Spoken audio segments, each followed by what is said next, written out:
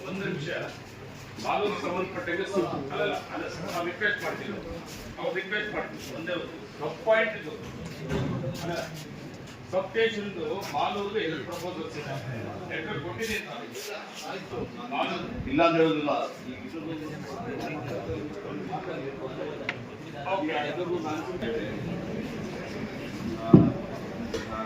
ನಮ್ಮ director technical education ಅವರು ಹೋಗಿದ್ದಾರೆ ಸ್ಟಡಿ ಮಾಡ್ತೀನಿ ಮಾತಾಡ್ತಾರೆ ಅವರು.